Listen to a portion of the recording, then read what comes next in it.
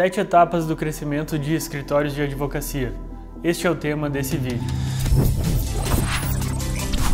É um prazer receber você que chegou agora nesse canal. Aqui falamos de direito, tecnologia e gestão. Se for do seu interesse, inscreva-se e recomende este vídeo. É possível identificar 7 etapas de crescimento dos escritórios de advocacia. Seja qual for a área de atuação, as características de cada um são muito parecidas. É interessante saber quais são essas características para planejar o próximo passo e prever os investimentos para crescer. Com base na análise de mais de 200 escritórios, definimos os seguintes níveis de crescimento por receita anual de honorários. Nível 1, até R$250 mil de honorários por ano. Nível 2, até R$600 mil. Nível 3, até R$1,5 milhão. Nível 4, até R$4 milhões. Nível 5, até R$10 milhões. E nível 6, até R$25 milhões. O nível 7 seria acima de R$25 milhões.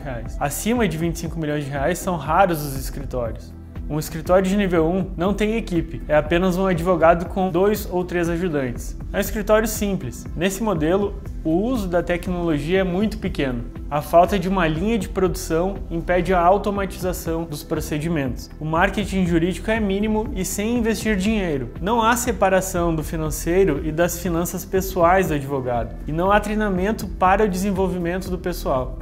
Um escritório de nível 2 começa a criar em si uma equipe. Há a divisão de responsabilidades com mais de um advogado e o advogado começa a estudar marketing e técnicas de vendas. Mas há ainda um baixo nível na organização e no uso de tecnologia. Começa a preocupação em separação do financeiro das suas contas pessoais e provavelmente há a consolidação de um canal de captação de clientes, de forma recorrente e previsível. Mas o advogado ainda acha que para prosperar é preciso só capacidade técnica e sorte.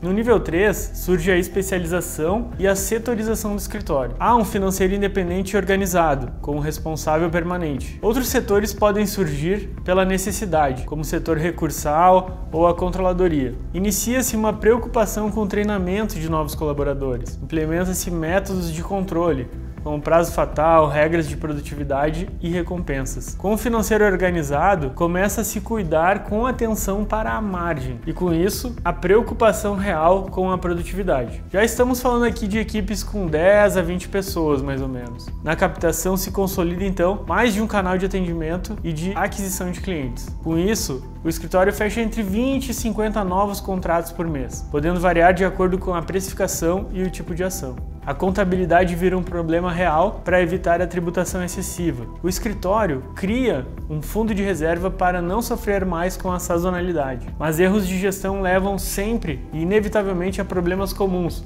como o excesso de trabalho e o pouco retorno em alguns casos. Isso acaba gerando alto estresse para os advogados. Aos poucos vai se aderindo mais à tecnologia especializada e se reduzindo esses gargalos de estresse. Nessa fase já se utiliza mais ou menos 10 softwares para a realização do trabalho jurídico. E é muito comum quase todos os escritórios que crescem até esse patamar sofrerem essas mesmas dores. No nível 4, já se restringe muito o número de escritórios e há uma equipe autônoma de marketing e uma outra equipe autônoma de fechamento de contratos, geralmente especializada por área do direito. De 4 a 10 pessoas trabalham apenas na captação de clientes e há uma preocupação com a improdutividade em todos os setores. O gestor consegue identificar e eliminar focos de improdutividade, assim como elimina também os tipos de ação que não dão retorno. E a adesão à tecnologia se dissemina, e os melhores escritórios utilizam nessa fase até mais de 40 tipos de softwares para realizar os trabalhos de forma especializada. Nessa fase, se identifica a necessidade de recompensas estruturadas. O escritório vê a necessidade também de um plano de carreira. E se visa também a reestruturação societária para ampliar o número de sócios, sejam sócios patrimoniais ou sócios de serviço. Se adota processos de recrutamento e seleção terceirizados para obter mais profissionalismo nessa área. Todos os regulamentos devem ser pré-estabelecidos, de preferência por escrito e divulgado entre os colaboradores. Falamos de escritórios com mais de 10 anos de atuação e com mais de 25 pessoas na equipe. No nível 5 é preciso pensar no desenho organizacional de forma mais robusta. adoção de práticas de gestão, com departamentos e lideranças por setor. O pessoal do financeiro e RH precisa também obter mais investimento e mais estrutura. E o diretor financeiro passa a atuar como um CFO estratégico. O escritório passa a fazer a governança corporativa. É preciso um advogado também dedicado para as próprias demandas do escritório. E se exige um time de fechamento que gere canais de aquisição e de contratos todo mês. Precisa-se de pelo menos 300 contratos todo mês. O planejamento estratégico é feito e executado por departamento. Se cria uma estrutura mais robusta de tecnologia. Há contratação de programadores próprios para desenvolver robôs e sistemas personalizados. Criam-se grupos de trabalho dentro dos setores para as tarefas importantes. E se criam squads dos departamentos para divisão de tarefas. Em geral, também existe uma área de relações públicas e uma assessoria de imprensa.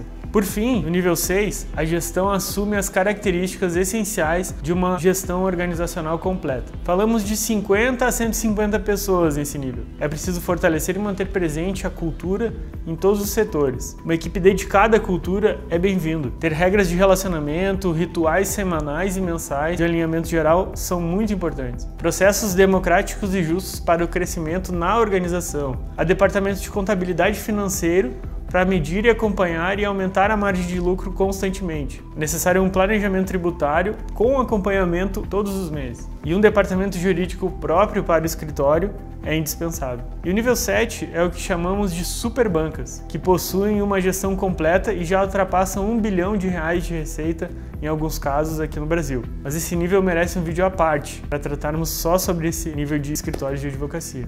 Mas analisando os 6 níveis de crescimento, é importante que se tenha em mente uma coisa. Pré-requisito para conseguir crescer é que a equipe consiga gerar receita de honorários acima das despesas. Uma boa produtividade impacta diretamente no caixa. E quanto menor a produtividade, menor os salários, menor o saldo no final de cada período e menor é o potencial de crescimento. Então não adianta querer pensar em crescer sem antes fazer a lição de casa. É preciso olhar dentro do escritório e ajustar os problemas de improdutividade e de qualidade. Priorizar os serviços que geram mais receita e eliminar os serviços que geram menos. Automatizar procedimentos em todas as 7 áreas do escritório, como atendimento, controladoria, financeiro RH, produção jurídica, marketing e fechamento de contratos. É preciso o gestor se preocupar como cada colaborador está fazendo as tarefas, interferir e determinar que a tecnologia disponível seja realmente usada, mesmo que haja resistência. Sim, é preciso incentivar com insistência as pessoas para usar a tecnologia ao máximo, sob pena do escritório não conseguir crescer. Os resultados de um escritório após a transição para a advocacia digital dependem da capacidade técnica, mas a capacidade técnica não é suficiente sem a capacidade de trabalhar junto com o máximo de tecnologia. A relação humano-máquina tem um peso cada vez mais importante. Todos precisam trabalhar ao máximo usando tecnologia para conseguir evoluir. E da mesma forma, a tecnologia precisa ser mais eficiente para produzir um serviço jurídico melhor. A relação da tecnologia com a prestação de serviço final é fundamental. É preciso que essa tecnologia seja ótima para as relações com os clientes, para as relações entre a equipe e para as relações com o judiciário. Concluindo, no mundo atual, o principal elemento competitivo é a capacidade de aprender rápido. Não apenas se atualizar no direito, mas se atualizar em relação às novas tecnologias e à gestão jurídica. Se dedicar pelo menos 3 horas por semana à pesquisa e aprendizado dessas questões compensa muito ao advogado. Todas as áreas do direito têm máquinas e sistemas que melhoram o desempenho. Quem não aprender vai ficando cada vez mais para trás, trabalhando mais e ganhando menos.